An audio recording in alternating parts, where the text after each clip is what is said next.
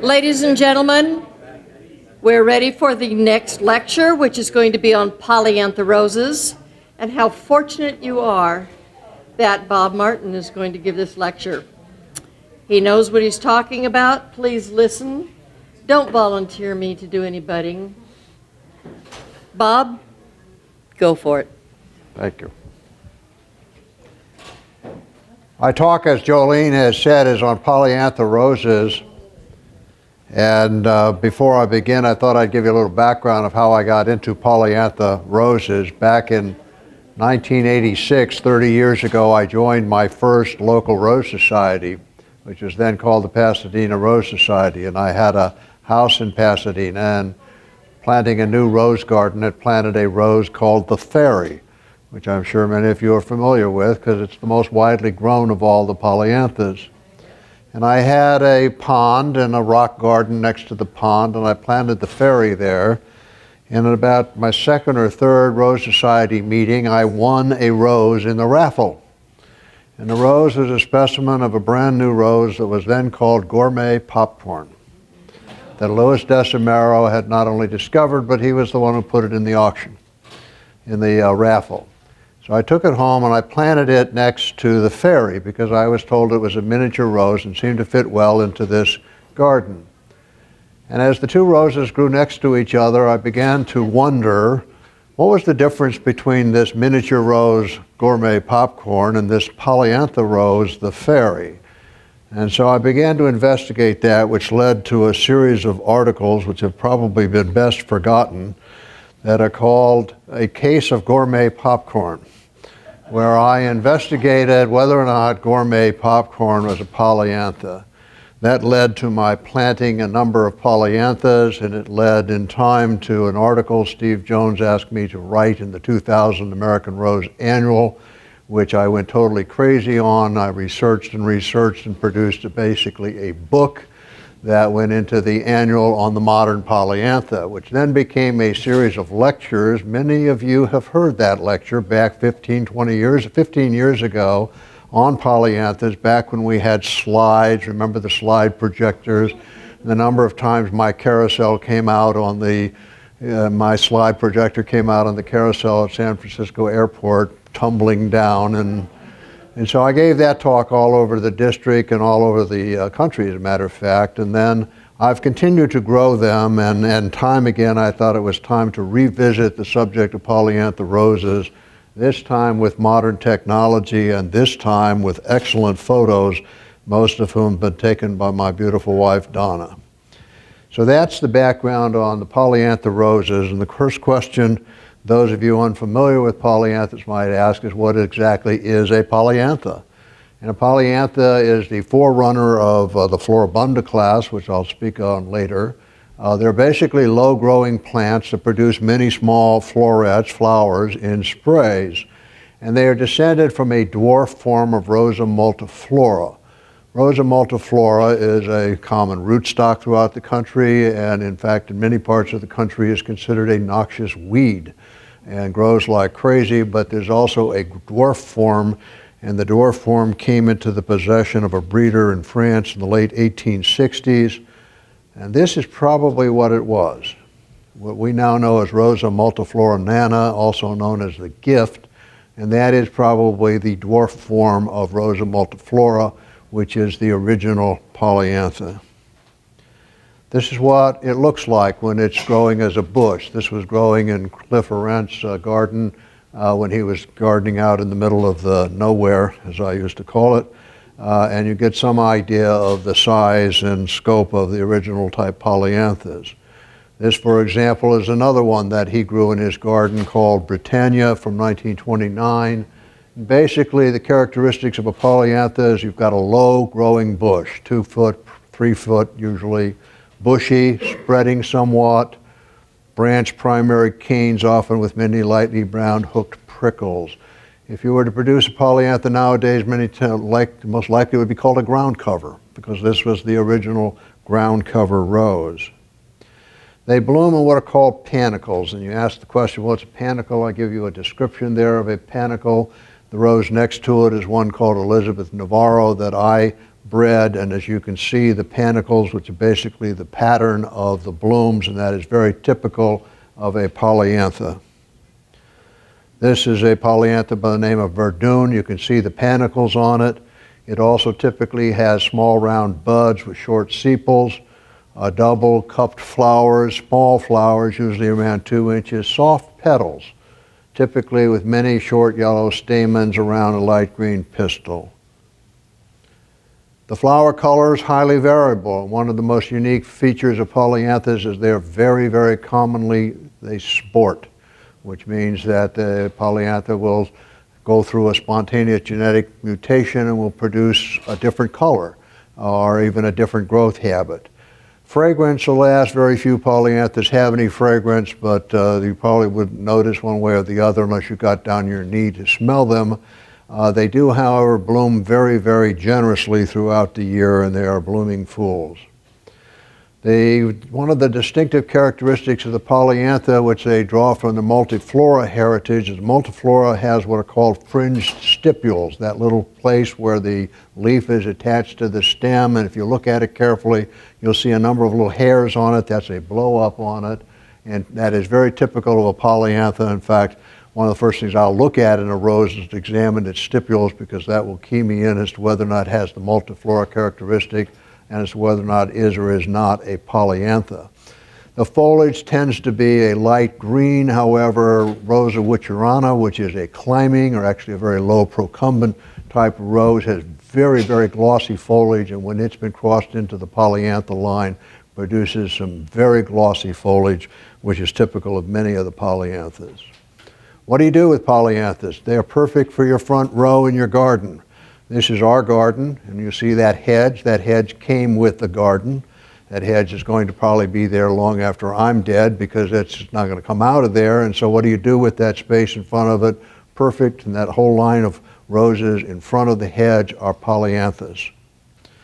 This was my house in Pasadena, the last one I was in before moving to Arizona. As you can see, that space between the sidewalk and the street, which I have discovered traveling around the country, everyone seems to have a different name for. We call it the Devil Strip, and I have no idea why. That's what we called it in Ohio. But that space there, which is usually not a very appropriate space to put a large hybrid tea or a bush in, is absolutely perfect for the polyantha, and that's where I had a lot of them. Or a border bed. This is a bed from our garden in Arizona. Those are all polyanthas, and as you can see, a very nice low-growing bed of polyanthas. This is Cliff Orent's new place when he moved back into town. You'll see the March 2013, he decided in that space between his fence and the street that he would plant polyanthas. And by November 2014, in April 2014, the two other pictures, you can see how fast that garden came into bloom and became a really nice garden. Or you can dedicate a separate space for polyanthas. This is our bed for the 7 dwarfs, which we have, and I'll tell you more about the dwarfs when we get to them, but we have the 7 dwarfs, and there's 7 dwarfs bed with the chihuly tree that is behind it.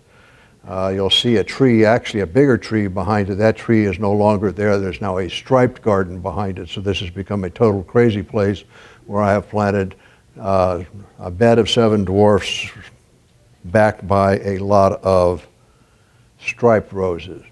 This is the bed of polyanthas, the 7 dwarfs bed earlier this year. And you'll see an interesting thing here, as you'll notice that the polyanthas are not in bloom and the rest of the roses are. They are typically the last to bloom. Once they start, they bloom and they bloom and they bloom and they bloom and they bloom all year long, but one of the things about them is they're typically the last ones in the spring to bloom. A couple of care and feeding points I wanted to comment on in polyanthas. There I am working in the garden at the other end of the driveway in Arizona where we had a polyantha bed. How do you prune them? When I first started pruning polyanthas, I pruned them like other roses, where I would get down and very carefully cut each stem, and then it took about an hour a piece, maybe even longer.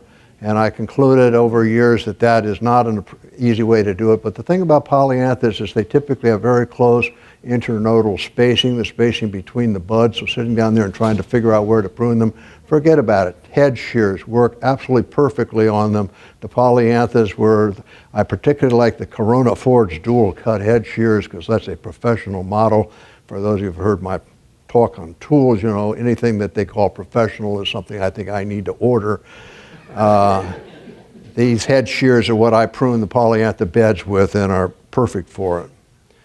Polyanthas typically are very disease resistant for a number of reasons, which I could go into but will not. But one thing they do have is they have a tendency to attract spider mites.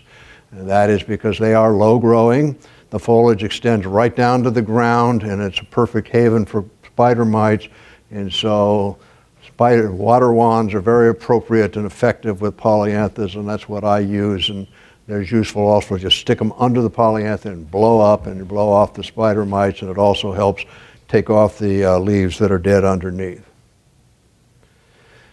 Polyantha beds. Well, let's see what some of the great writers have said about polyanthas. Here's Peter Beals from 1992. He said, until the early 1940s, dwarf polyanthas reigned supreme as bedding roses, but as their popularity has declined, their numbers have inevitably dwindled. So if you read your rose sources, you're going to learn about how polyanthas are really all on their way out. There's a picture of a polyantha bed from 2005, which suggests perhaps that's not true. David Austin, in his book, said these roses cannot be said to have reached great heights of popularity, and few varieties were bred. Indeed, not long ago, they had been all but dropped from catalogs. Here's a picture of one from 2007 that is very prominent in catalogs, wingdings. So David Austin was right about many things, but he was not right about that. What does this all sum up to? Peter Schneider, in his book, Peter Schneider on Roses, said it the best. Polyanthas get no respect. They are the Rodney Dangerfield of roses. As Rodney said, I looked up my family tree and found out I was the sap. What other plant would we name dopey? This is, in fact, climbing dopey, a polyantha, and you will see throughout that, although they do not get respect from many writers, I respect them a great deal, and I hope when I'm done, you will respect them a lot more. Let me start with the first one. Here is the first polyantha. Guillot, the breeder, took that Rosa multiflora nana, or the dwarf form of multiflora, and he basically self-seeded them and selected from among the dwarf seedlings. And his first selection, which he introduced in 1875, is Paquerette. There is, in fact, a specimen of Paquerette out on the show table if you wanted to examine it. And that is the first polyantha. He also selected a small pink one that he named Mignonette, introduced at the same time. Now, having introduced them as polyanthas, that they were popular, and other breeders took notice and began looking through what they had to see whether or not they had something that might be a polyantha. Here's an example of one, White Pet, which is actually a sport of the rose Felicitae perpetuae, which I obviously mispronounced, but we'll leave it at that, but was introduced as a polyantha right about the same time in 1879. It is to be distinguished from Pink Pet, which many of you may be familiar with, which is a China rose. Here's Rodney Dangerfield again. Last week I saw my psychiatrist. I told him, Doc, I keep thinking I'm a dog. He told me to get off the couch. Here's Pink Pet, which is a pet. This is actually also known as Caldwell Pink. As Caldwell Pink, it's registered as its polyantha, but as Pink Pet, it's a China rose that qualifies for the Victorian class. What is it? It's actually more of a China than it is a polyantha, in my opinion, but you'll see it if you were to examine that closely. Let's look at some of the earlier polyanthas. Here's one from 1915, Mademoiselle Francis Favet. As you can see, this one is a single from De Broglie. Here's one we grow. In fact, I should mention that almost every one of them I picture here are ones that I have grown or are currently growing. We have about 40 of them in our garden in Escondido. I have this one, Merveille des Rouge, which apparently translates to a red marvel, and it is a low-growing, as you can see, red polyantha. This is one of my favorites, one of the top show polyanthas, because it makes these wonderful little sprays of, it says medium red, but it's more of a purplish red, and the sprays are just nicely packed together. They're beautiful as cut specimens, and it's a prolific grower and a prolific bloomer. Madame Norbert Levasseur polyantha, another bloomer that is prolific. You'll notice that it is a cross of Crimson Rambler by Gloria de Polyantha. We'll see a lot of crosses where, and I go into this because I'm always interested in how these were bred. And there's a quotation I'll come across, which is really one where, well, I'll wait till I get to it, about, what is exactly a polyantha. Oh, here's Rodney again. I worked in a pet store and people would ask how big I would get. It's a good question to ask of Excellence von Schubert, because Excellence von Schubert is a polyantha. However, it is a monster grower. And if you'll remember back to a couple of points I made about polyanthas, one is that it can come from multiflora, which is a very vigorous plant in general, and it's sports. And a very common thing that polyanthas will do is produce a climbing form. And that raises the interesting question, is how can you have a climbing form of a dwarf plant and still call it the dwarf plant, the polyantha? I personally don't think there should be such a thing as a climbing polyantha or a polyantha that climbs, and I think it's probably more likely to be called should have been called a hybrid multiflora, which is really what it is. But one thing you need to pay attention to when you buy a rose that's labeled as a polyantha is just don't assume that it's necessarily going to be a dwarf plant. Lamarne, this is a good one from 1915. This is one of the few of the polyanthas that are fragrant. And you can see it's bred from a polyantha. The Orleans rose, Levasseur, who produced that Madame Levasseur, Norbert Levasseur, crossed this with an unknown. And the unique thing about the Orleans rose is this is the sports champion of all the polyanthas. There are in commerce 40 known sports of this rose. 40 different colors, combinations that have come up that have shown to be stable. For example, here is Coral Cluster, which is a sport of Orleans rose. Or they've bred with Orleans rose in order to produce other similar ones. Steve, you'll recognize the photo. Steve had given me a number of photographs back in the days when I did this slide, so if I didn't have a better photograph, I actually scanned the slide, and this is Mevro Nathalie Nipels. Mrs. R.M. Finch, Orleans rose again in the breeding, and you can get that semi-double of the Orleans rose. This is the Chatillon rose. Again, it's an Orleans rose crossed by a seedling. And this is a very prolific bloomer. For those who want to show a polyantha, this is an excellent choice also. This is an example of one that my friend Ron Gregory showed in our 2013 San Diego Rose Society show. One of the early breeders of polyanthas was the Poulsen family of Denmark. They produced this well-known polyantha called Ellen Poulsen. The Poulsen family came up with the idea, and there was a lot of experimentation going on at the time, where they asked the question, what would happen if we crossed the polyantha with some other type of rose? And they were the first ones to cross a polyantha with a hybrid tea. And they came up with the rose that was originally considered a hybrid polyantha called Kirsten Poulsen. And if you'll notice what it's now called, it's called a Floribunda. And that, in fact, is what a Floribunda is. That's where the Floribunda came from, which is a cross of the polyantha, which produced the multiple blooming characteristics of a polyantha onto a large flowered rose, the hybrid tea, with the result being the Floribunda. It was not till the 1940s that the name Jackson Perkins finally came up with the name that was accepted that we call the Floribunda. Before then, if you read in the older references, you'll see references to a hybrid polyantha or a dwarf polyantha, which is not dwarf at all, which is the Floribunda. The Kirsten Poulsen was the first one, and Elsie Poulsen issued at the same time. Notice the breedings: Orleans Rose, the Polyantha, the Great Sports Polyantha by Red Star, a hybrid tea producing the first of the Floribundas. I make a note here also in passing for those of you who follow things such as the Earth Kind roses, which are a test of roses in Texas where they basically mistreat roses and try to determine which is the last to die.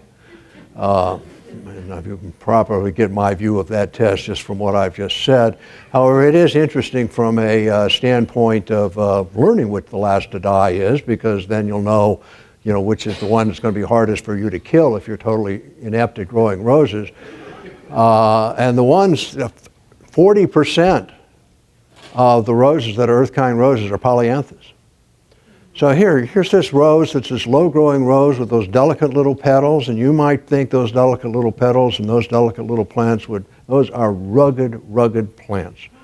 Polyanthas I was amazed by how well they did in Arizona, where we have, lots of roses die from the heat. And the polyanthas, they just bloomed all summer long. Heat, forget about heat. We can grow, they grow. Here's one from 1921, which is a sport of Ellen Poulsen, Lady Redding. They tried some other crosses too. Here's Rodney again. When I played in the sandbox, the cat kept covering me up. Pearl d'Or probably falls into that classification. Here is an effort to cross the Polyantha with a tea rose, not a hybrid tea, but a tea. This is a successful rose, has remained in commerce because it has a unique color and is widely grown because of its color. As far as its form is concerned, this is something that probably I would want to cover up if I had in the yard, but there's a specimen of that in the show also, I might add. Here's Rodney again. My psychiatrist told me I was crazy. I said I want a second opinion. He said, okay, you're ugly too. I like that. Here's Phyllis Bide, which is a climbing polyantha bred from Pearl d'Or, so it has all the unattractive characteristics of this form of Pearl d'Or, only now it's a climbing form of it, so yes, we got a second opinion about that. Speaking of climbers, this one's best known as a climber, Cecile Brunet, and I have pronounced that one correct because I used to always call it Cecil Bruner, and a good friend of mine, every time I said that, would look at me and glare at me and say, Cecil is a sea serpent. So hopefully you will remember that. Cecile is her name, it's a woman's name, and the original form of this is in fact a bush, but it is much more widely known as an extremely prolific climber. When I had my office in Petaluma, I walked by a climbing version of this every day for lunch, and I recall it all over Northern California, the climber Cecile Brunet. Here's baby 4-ax. I'm told by my British friends 4-ax is the proper pronunciation. So I go with that, and this is a low-growing one, which is very purple.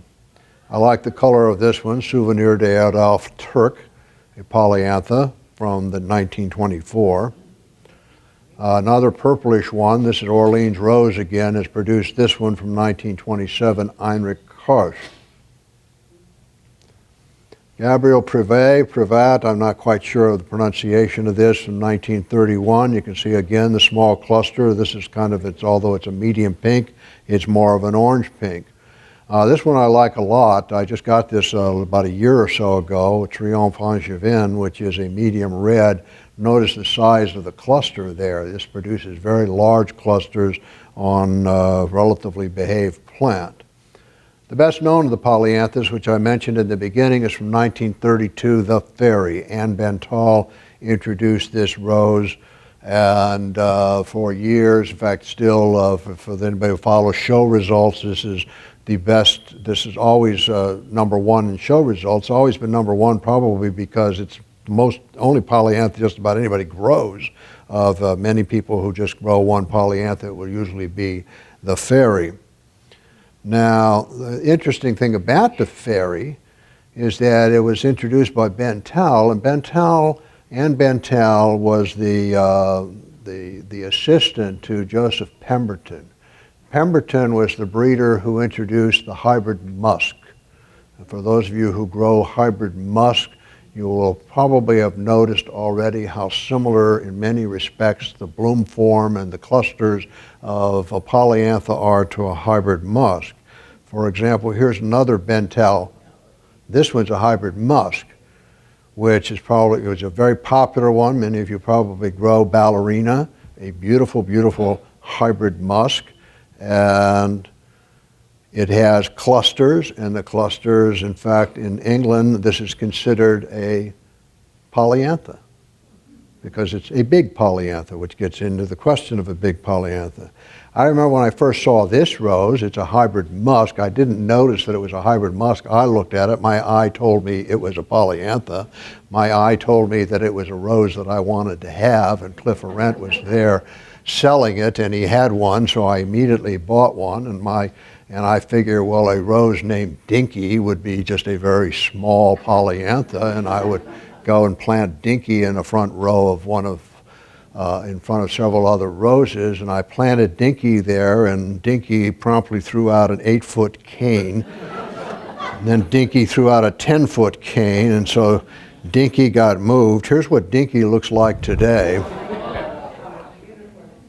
I did some investigation. Anne Vel-Boudel, she's the one who took over the Lens nursery in Belgium, and she has introduced a lot of hybrid musks. Some of the Lens hybrid musks are absolutely stunning and worth learning about themselves.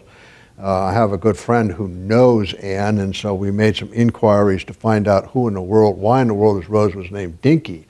I originally looked it up in Belgian or in French, and Dinky translates to dinky, which, thank you Google Translate, that wasn't getting him anywhere. Well, it turns out it was named after a Mrs. Descamps, who is a Belgian flower arranger active in the Belgian Flower Arranger Society, and for some reason her nickname is Dinky. I found a picture of her online. There she is with a very large animal that she shot. So apparently she's not very dinky or very, but that's my investigation of Dinky. We have the Coster line of roses. These are familiar polyanthas to many of you, and you'll see the Coster line. The original one is Annika Koster. Frankly, I've never found it, and I've never seen a picture of it, but the first sport I have found was Dick Koster. This is another sporting fool. There are so many of these. They typically have these small ranuncula-type flowers, as you can see. A problem with them is they usually require the proper climate conditions to open properly. In Southern California, they often just stay as little balls and never open, whereas in other parts of the country, they will open. And so if you want to get Costers, you might want to find out first if they'll open in your climate. Margot Koster is a very well-known one. In fact, it's one of my early polyanthas. A friend of mine, actually a client, sent me a tree of, and I didn't even know the rose, and it grew, and it kind of looked like this rose here. Rodney, again, when I was born, I was so ugly the doctor slapped my mother. That, frankly, was my reaction to Margot Koster when I first got it. I've since developed an appreciation when I can actually find some that are open. Here's Pink Koster that is open. Here's Dick Koster fulgens, which I grew. That's from the Latin word meaning shining, because for some reason it's got a shining characteristic to it. Mother's Day, this is one that you may have seen. Which is a sport of Dick Koster, and is a very more attractive sport in my opinion. Or Orange Morsdag. Morsdag means Mother's Day, so this is Orange Mother's Day from 1956, a sport of Mother's Day. Margot's Sister, again Margot, a sport of Margot Koster. Or Snay Princesse, which is also known as Snow White, insofar as there really is no polyantha known as Snow White, and it translates to Snow Princess. So those of when you look at my polyantha garden of 7 dwarfs, you will find Snay Princessa in there passing as Snow White. This is another polyantha from the 20s, Superb. Superb is Paul Crampel, which is a sport of Superb. So you find these lines where it's just the polyantha will come in. Here's another sport of Superb, Gloria Mundi from 1929, just a different color. We talk a moment about miniature roses because I talked, you'll recall at the beginning, I said, well, what's the difference between a miniature rose like gourmet popcorn and a polyantha like the fairy? Well, the miniature rose traces back ostensibly to a rose called Rouletti, which was, according to the legend, rediscovered in Switzerland around 1922. And Rouletti is considered a pure China rose. That's what Ralph Morth considered it. Here's an example of Rouletti. And when you actually, there are a lot of differences in the China, but once again, if you take a look at the stipules, China roses do not have fringed stipules. Birth of the miniature rose. Tom Thumb, which is the first one introduced in the U.S. by Jan de Vink, it was called Peon in Europe, came from a cross using Rouletti, and guess what? The Polyantha. Gloria Mundi. Here is the Polyantha again in the breeding of the miniature rose. Ralph Moore used Tom Thumb to produce a rose he called Z. I don't know that I've ever seen an actual picture of Z, but it's in the breeding of almost many of his roses, and it was bred using the Polyantha character, and there's a whole tribe of miniature roses that come because of the Polyantha breeding. He also crossed a sister of Carolyn Dean with Oakington Ruby to produce Cutie, and Carolyn Dean was bred from a Polyantha. So we see the Polyanthas are very prominent in the miniature family as well. And I found this interesting quote from Ralph Moore in the Rose Annual in 1949, where he said, I believe that the polyantha factors are contained in many species, hence any variety that fits the description of a polyantha may be considered to be one. It's basically, if it looks like a duck and acts like a duck, then it's a duck. And so that's a pretty good principle for understanding what a polyantha ought to be.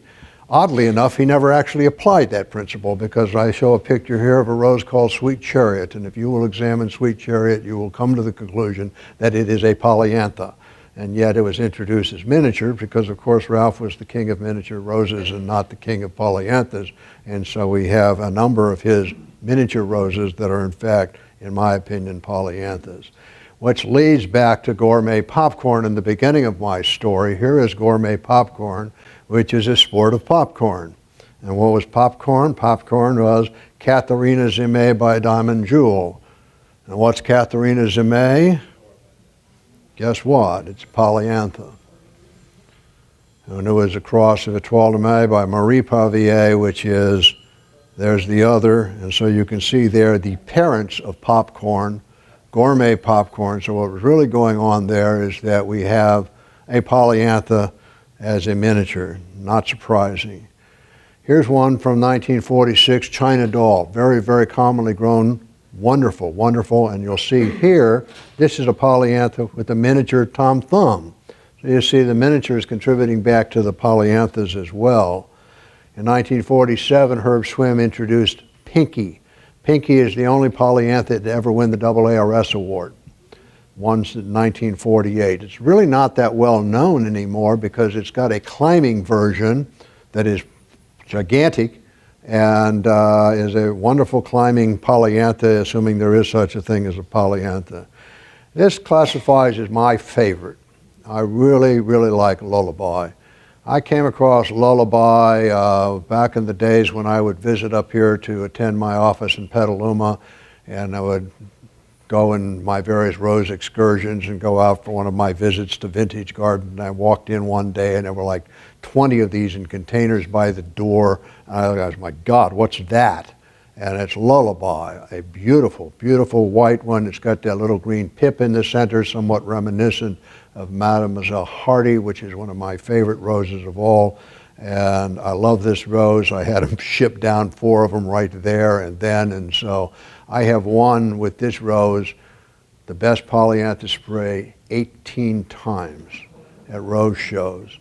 And I had a bush at the Pasadena garden, and knowing I was moving to Arizona, I propagated several of them to take with me because it's easier to take a small one in a container than a larger one in the ground. And Suzanne Horn, my friend, came by and said, what are you going to do with that polyantha, that Lullaby in the ground? I said, well, I'm going to leave it because I don't. She said, can I have it? I said, sure. So I helped her dig it up. and she transplanted to her place, and she's now won the best polyantha spray with it 14 times. So if you wanted a show polyantha that's fabulous in your garden, Lullaby would be your one. I mentioned the 7 dwarfs, and it probably was inevitable that you have a dwarf plant, that someone was going to name them after the 7 dwarfs. And a Dutch breeder, De Ruyter, did that in the 1950s. Actually, he didn't do it. The English firm that introduced them in England and named them after the 7 dwarfs. I don't know that they ever asked Walt Disney any permission about that. I'm not sure, since these are normal words, that they really had to. But these roses were never introduced in the U.S., which is why it has been so difficult to get them here. They were introduced in England. One of the problems with the 7 dwarfs because of that is there's a continuing confusion internationally over which one is which. And so you will look in catalogs. The one that there's no confusion about, because only one of the 7 is listed as a single, is Bashful. And in fact, it's one of the best. There's a picture of Bashful, a marvelous little one. The dwarfs are all descended and have the hybrid Witcherana characteristic to them, that they have very, very glossy foliage. These are just really rugged little plants that produce multiple blooms with this glossy foliage, and I am a big fan of the dwarfs, and Bashful is among my favorites, although my favorite is Grumpy. Now, some of you will look at that and say, well, gee, that looks just like my dock. Well, yeah, that's because Vintage Garden sells this as dock. And if you look on the Rosenschuler, well, whatever, one of the websites in Europe, it is listed as dock, while on the other websites, it is listed as Grumpy. If you go back to the original registration, dock is a semi-double. Grumpy is a fully double, and that's obviously a fully double bloom, and so this is clearly Grumpy, and one of my rules is to go and promote Grumpy. There's also a picture of Grumpy who sits at our front door with a welcome sign. This is Sneezy, as you can see, which is a semi-double, and here you can see a picture better of its leaves. You see those foliage. This was the best of show at the San Diego Fair. I don't recall whether it was this year or last year, but one of our entries when we put it in the fair. This is the real dock, as you can see, which is a semi-double. And we could see, look at the spray, that's one spray, folks. That's what this rose does, and it's a marvelous rose. The dock sitting on my desk, this is my desk at home in my home office. We had a small earthquake there. He usually sits on the top of the desk, and he did a dive onto the desk, so I put him there and took a picture of him to tell everybody on Facebook that he was okay. And so, and so life goes on after our earthquake and Doc taking a dive. This is Happy, or at least this is the rose that I have in my garden that is labeled Happy. And that's the problem, because I don't think it is happy. And I see Barbara already shaking her head, and I was pretty sure this is not happy because it looks exactly like Dopey in my garden. And so are Happy and Dopey one and the same plants? Well, no, I don't think Happy and Dopey are one and the same plant. I think they're 2 different plants, and I think my 7 dwarfs has a Happy that's not happy. I think my Happy is Dopey, and it appears that I just not have a Happy, and I'm not sure what to do about that yet. I've been in the market for buying dwarfs, and so every time they show up in somebody's catalog, I order another one and see if I can get one that's Happy, that's not my Dopey. This is Sleepy. I'm pretty sure this is in fact Sleepy. So anyway, it's kind of interesting to have all these roses at the 7 dwarfs. I came across this quotation from Jack Harkness. This, by the way, is Max, our dog. And he's by Happy, but as you can see, Max is not happy and neither is Happy. Jack Harkness said, had they not come out en bloc as a family, I think nobody would have taken notice of them, for they are inelegant, their colors are dull reds and pinks, and the flowers stay until they wither. As I say, polyanthas get no respect, neither have any of the dwarfs. Jack Harkness, however, did introduce some of his own polyanthas. Here's his Yesterday from 1974, which as you can see is a very vigorous bloomer, and that is his example of what a good polyantha should be. He also in 1979 issued about a half a dozen of them, all with the word fairy in them because he bred them from the fairy, such as Fairy Dance, Fairyland, Fairy Prince. This, however, is not one of Jack Harkins. This is Sport of the Fairy that Heirloom introduced, or actually brought in from Europe in around 1990, called Lovely Fairy, which is you can see, again, look at the prolific bloom of it. Fairy Queen. This one was brought out, I think it was by Jackson and Perkins introduced this, and I have this, as a matter of fact, in with my dwarfs, because I had a space for it, and I thought having a Fairy Queen in with my dwarfs had kind of a nice touch to it when the kids come and look at the garden, and I really like this one a lot. It's a Sport of the Fairy, which is bright red, extremely prolific, constantly in bloom, really a marvelous rose. Ralph introduced one called Red Fairy, and actually there's one, this is a little redder than the fairy. Also, he bred this from Simon Robinson, but it's very similar to the fairy. Rodney Dangerfield. Once when I was lost, I saw a policeman ask me to help me find my parents. I said to him, "Do you think we'll ever find them?" He said, "I don't know, kid. There are so many places they can hide." I put that there because there are so many places that polyanthas are hiding in our classification. We have, for example, here's Fairy Frolic. We don't even know who his parents are. Here's one with very complicated parents, Anda, that the Lens group introduced. I like this one a lot. Very glossy foliage, a dark red single. Here it is, and you can see a cluster, an example of what it looks like in bloom. Paul Jarabak, a breeder from Ohio who passed away, a wonderful man, introduced this one called Wee Butterflies back in 1990, where he used the fairy. And he introduced this one called Zenaita, 1991. The breeding of this is also directly related to the fairy. He introduced one called Snowbelt, and as I was looking through this on the way here, I realized I have two pictures of Snowbelt. This is actually Paul's picture of it that he sent to me when I was writing an article about his breeding. I have this one, Kleine Eva, which translates, of course, to Little Eva. I don't know if this has anything to do with the Harriet Beecher Stowe stories, but it's a very little one. It's an unusually small polyantha, so we have it in a small container, and if you only had a small space for a polyantha, Kleine Eva would be a good one. Here's Snowbelt again as a bush in our yard, the one that Paul Jarabek produced. Mike Shoup of the Antique Rose Emporium came out with this one called Sweet Pea that is still available from them. Miss Edith Cavell, an interesting polyantha from, I forget the year, but the orange version, this won the best, gee, that's my phone ringing and it ought not to be. This is an orange one from another one of these climbing ones. A marvelous rose. It won the best polyantha at the convention, National Convention in Columbus a year or so ago. But we're growing this thing and it's already up to here, and I'm told that it becomes very, very large. Here's Crystal Fairy, a Sport of the Fairy from 2001, and you'll notice the dates. They keep coming. People introduce polyanthas. I bought this rose primarily because I wanted to see if I could fit the name onto a name tag. And just to freak out the judge who had to judge the thing, wondering whether or not there is in fact a rose named Rosenwanderer Schloss Hexenager.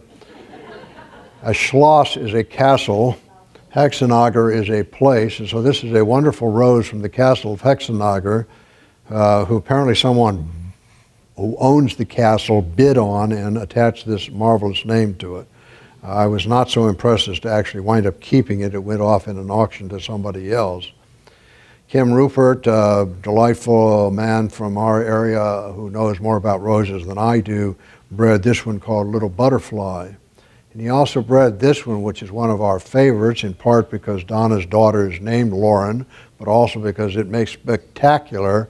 You like this mauvish, purplish blooms, and you get an example here. Here's Linda Clark, won with it this year in our show in San Diego. Here's our bush of it that we were growing in our previous garden to give you an idea of what the bush looks like. My father carries around the picture of the kid who came with his wallet. We have the rose Wild Dancer. What is Wild Dancer? Well, it's a shrub, right? That's what it says here. See that? It says it's a shrub, and that's what it says in modern roses. You look at the breeding, and what is the breeding? It is China Doll by Sweet Chariot, which I previously mentioned to you. It's registered as a miniature, but is in fact a polyantha. This rose is clearly a polyantha, but nowadays we have the shrub classification, which I consider to be about as useful a classification as classifying a rose as a plant. And we have Wild Dancer. Well, look what has happened with Wild Dancer. John Bagnasco, who has done some breeding with polyanthas, introduced his Little Rascals series. Alfalfa is one of them. And what is the breeding? Wild Dancer by China Doll. And John at least knows enough to call it a polyantha, as is Spanky, Wild Dancer by China Doll. He also introduced one called Gwen Cleary after an active member of the California Coastal Rose Society who passed away, and it's a delightful polyantha. He also introduced one called Miss Crabtree. There's an example of it. And here's one that has become something of a favorite of ours, although it's a rather large polyantha. You know, the most common polyantha is, of course, the fairy. And if you look very carefully at each of those individual blooms, you will see that they are exactly a two-dimensional tooth. So you've got a polyantha that's bred somewhere from the fairy and it looks like a tooth, and so you have the tooth fairy. John also introduced one called Marshmallow Fluff, which is gourmet popcorn by Marie Pavier. Rosemary has introduced and has a couple of polyanthas. This is Amy's bouquet that she was kind enough to send me a picture of, that she produced from Lida Rose by an unknown, which, as you can see, is very clearly a polyantha. And her wildest dreams, or my wildest dreams, which, as you can see, it's a sport of garden director Otto Linney, but appears more to be one of the Koster line of roses, and there's examples of that on the show floor as well, and Rosemary could tell you more about them. My good friend Jim Delahanty, I don't know whether I persuaded him or he persuaded me, or we both came to the same place at the same time, but we shared a great love of polyanthas and talked about them a lot. Here's a sport of wee butterflies that my also passed away friend Bill Wilkie discovered that he named after Jim. And there is Jim lecturing on polyanthas with his wife at one of his last events he was at. This was what his backyard looked like. And that was his funeral mass where Cliff Arendt brought 40 different polyanthas and put them in the front of it in a wonderful, wonderful gesture. Jim introduced a polyantha he named Puka, which he entered before he passed away in the Biltmore Rose Trials, and in 2014 won the award for the best polyantha, which is a fitting tribute to Jim. The most popular, newest rose and polyantha is Wingding. When this rose first came out, Horizon Roses, which I edit, does not discuss polyanthas just for historical reasons, but this rose attracted the interest of so many exhibitors. I had so many volunteer a report on it that I actually added a class for Wingding to describe it because it's just an absolutely spectacular polyantha and a spectacular exhibition rose. It is now the #2 exhibition polyantha behind the fairy, only because I think the fairy still, there are more people growing it. But I think very highly of it. Here's an example of 3 polyantha sprays at our 2013 show, Wingding. And they keep coming. David Slesak is a breeder focusing on disease-resistant roses. He puts them out in this Oso line. This is Oso Happy Smoothie, a polyantha that he introduced in 2011. Floxy Baby. There's one of these on the show floor, which is the technical name is Lookalikes Floxy Baby, which doesn't receive the award for the worst name because whoever's naming these actually has come up with worse names that I will describe to you. I don't know, but it is at least a polyantha. I talked to Will Radler about this a couple of weeks ago, and he said he agrees with me entirely. He doesn't like the name one bit, but that's the name they wanted to put on it, and they're selling it. So even this is Will Radler of Knockout fame. This is his Polyantha Floxy Baby, which is a delightful rose. Here's even worse name. This is Hydrangealicious, which is bred from Ballerina by the breeder Peter Harris, and this was introduced as a Polyantha, which it clearly is. And then the worst name of all is good old Bougainvillea. And then to add insult to injury, they register the thing as a shrub, which is neither a shrub nor is, I guess it was supposed to look and remind you of a bougainvillea. It does not. It is a polyantha, and that's what he reminds me of. So thinking of those names, here's Rodney again. I told my psychiatrist that everyone hates me. He said I was being ridiculous. Everyone hasn't met me yet. Well, I hate those names, but nevertheless, we have roses. Here is new for 2016, White Drift from Mayon, Rosa Witcherana by The Fairy by Iceberg. Welcome to the newest Polyantha, introduced by Star Roses as a shrub. Or, Rodney again, when I was a kid, my parents moved a lot, but I always found them. Well, yes, I find the parents anyway. Here's Head Over Heels. Ping Lim gave me this rose, and I call him up. So what's the breeding of this Ping? And guess what? This is a Polyantha introduced by Bailey as a shrub. Or there's another one that Bailey introduced from Ping. This is Mystic Fairy, bred from the Fairy with the Fairy name, introduced as a shrub. So we can still find them. But those you can't enter in the show as Polyanthas. If you want to enter them in the shows, here's Cliff, who also developed my love of Polyanthas as a collection of his from a rose show that he introduced, more entries at a show. You can see how these things are really wonderful specimens as cut flowers as well. We introduced at the San Diego National Convention a new Rose Society district challenge class for the Ventura Rose Society, which Jim Delahanty funded, and consulted with me about what the class should be, and we concluded, and it calls for 3 Polyantha sprays, and this was our winning entry in 2014 of 3 of the dwarfs. And here is from just the recent district show this April, another 3 Polyanthas. Here you'll see 2 wingdings and 1 Verdun in the center. Where do you get Polyanthas? Well, I regret that I failed to put Burling's name here, which I thought about as she was speaking. I said, well, I kind of screwed this one up. But anyway, Burling has a bunch of Polyanthas and is a good source of Polyanthas. Rogue Valley has quite a few. Heirloom does as well. The Antique Rose Emporium, Roses Unlimited, and Chambly's Rose Nursery. You will not usually find a Polyantha in your local nursery. You have to go looking. And if you want to really look to find where it is, get the Combined Rose List 2016, which listed roses in commerce and where you can find them. Usually it'll tell you you can find them in Europe and you can't possibly import them from there, but at least tells you something. And so that's the source to where to find them. And so there you have what I hope has given you respect. Here's Rodney Dangerfield's gravestone. There goes the neighborhood. Your neighborhood would be a lot brighter with Polyanthas. Thank you. I got a question.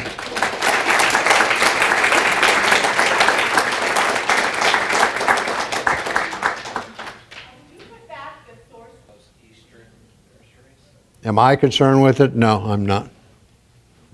It's very. I'm concerned of it for the rose, because it's a very serious problem in the East. And I have been following very closely the research of rose rosette and how it is spread.